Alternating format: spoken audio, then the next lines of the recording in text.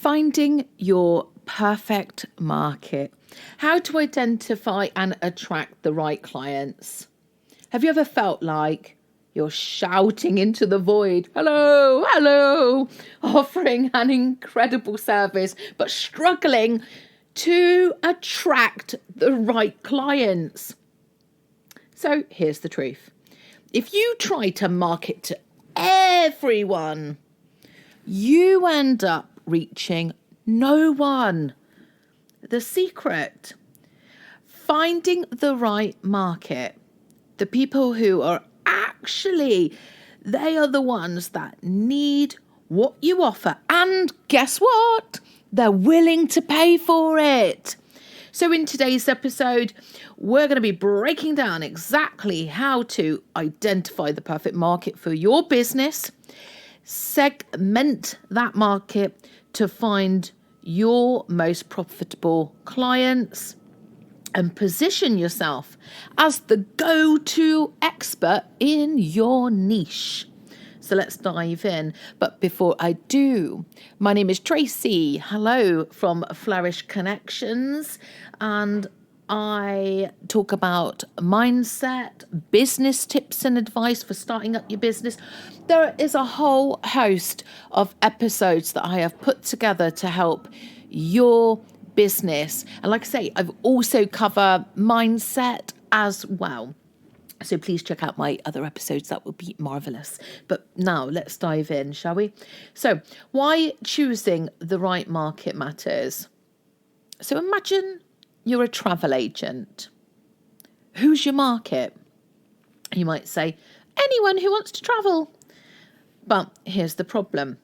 A honeymooner, a corporate traveller, and a family going to Disneyland will all have different needs. So by defining your market more clearly, you can speak directly to their specific pain points, create services that feel tailor-made for them, charge higher prices because you're seen as a specialist. So instead of marketing broadly, get laser focused on the clients who will bring you the most success. So let's have a look at identifying a market with a need for your service.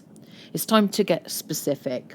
Start by asking yourself, who already buys from you? Look at your past and current clients. What do they have in common? Who needs your service the most? Consider the pain points. What problems do you solve? And who struggles with it the most? Who can afford to pay? A profitable market isn't just about need. It's about ability to invest in a solution.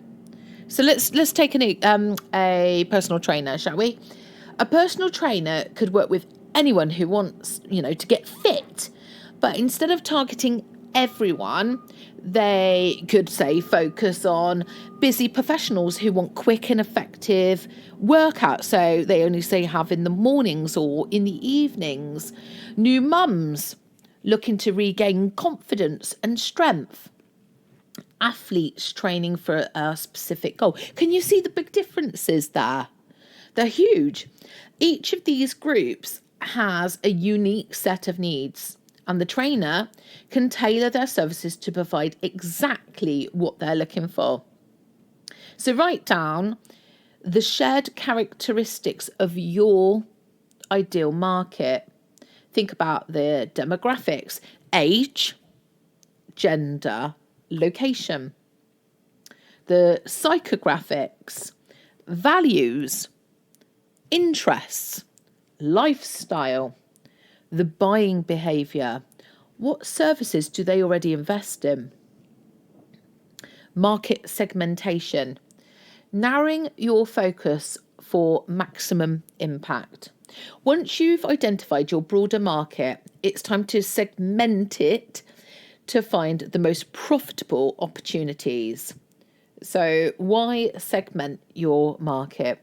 Well, it'll help you understand different client needs. So you can tailor your messaging for better engagement. You maximize profitability by focusing on the highest value clients. So let's see how we can segment this, shall we, into the marketplace. So let's look at the demographics, the age, gender, income level, occupation. Let's look at the geography, local versus international, urban versus rural, by behaviour, buying habits, brand loyalty, service preferences, by psychographics, personality, values and motivations. So now let's take a social media consultant.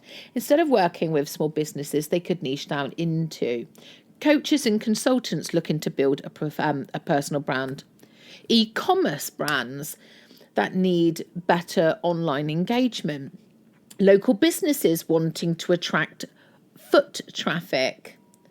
So each segment has different needs and expectations, allowing for tailored marketing and premium pricing. So you would define 2 to 3 specific client segments within your market. What are their unique challenges? How can you position yourself as the best choice for them? So, positioning yourself as the go-to expert. So once you've identified your ideal market and segmented it, the final step is to position yourself as the best possible solution for their needs. So here's how. You need to speak their language. Use the exact words and phrases they describe for their pain points. So I'm going to give you an example here. I might know the words SEO, but somebody else might go, how do I increase my website traffic? And therefore, I'm using technical jargon with saying SEO, but if I'm saying, hey, do you want to increase your website traffic? Guess what? People will understand that. Does that make sense? So share case studies, success stories, show them how you've helped people just like them. Create tailored content, blog posts, social media, and videos that directly address their concerns. Offer specialised services. Instead of a generic service, offer a package designed just for them. So let's have a look here at an example, shall we? A virtual assistant. Instead of offering admin help for any business, they could position themselves as a virtual assistant for wedding planners, handling all event logistics, a virtual assistant for coaches, managing their email funnels and their social media, a virtual assistant for e-commerce brands, processing orders and customer support. Each specialisation makes them stand out and allows them to charge higher rates. So I'm going to go here for candles because obviously I had a candle business and how I defined my market and how I niche down. So candles are a great example of a product that serves multiple markets. So instead of selling to everyone, think about luxury candles targeting high-end buyers who want elegant, sophisticated scents for their homes. Budget-friendly candles aimed at price-conscious shoppers who want simple, everyday ambience. Country-style candles appealing to rustic farmhouse lovers who enjoy warm and homely fragrances. That was my niche, the country-style candles. So you can also say wellness and aromatherapy candles, focused on people looking for relaxation, stress relief, or meditation support. Niching down will help you.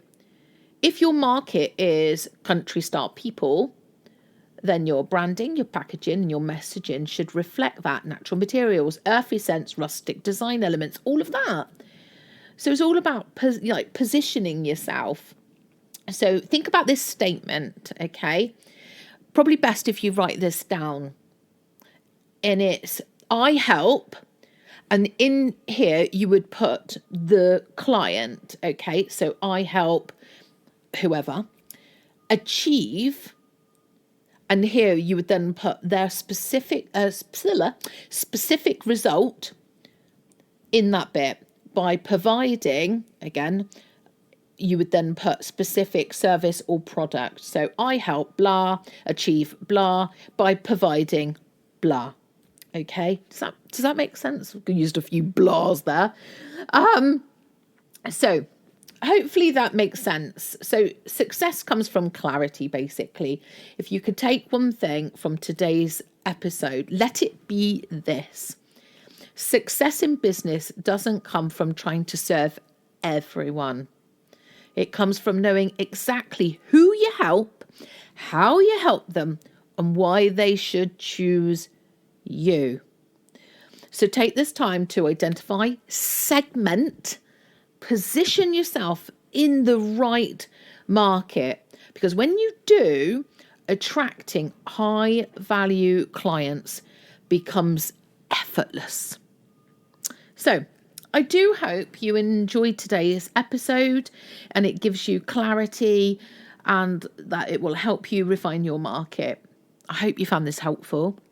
Make sure you subscribe, come back, and also if you can leave a review, it helps people like myself, and it also helps other people discover these strategies. So also I'd love to hear from you. Who's your ideal market? Drop me a comment. It will be fantastic to hear from you. So take care, and I will join me on my next episode. Take care. Bye-bye.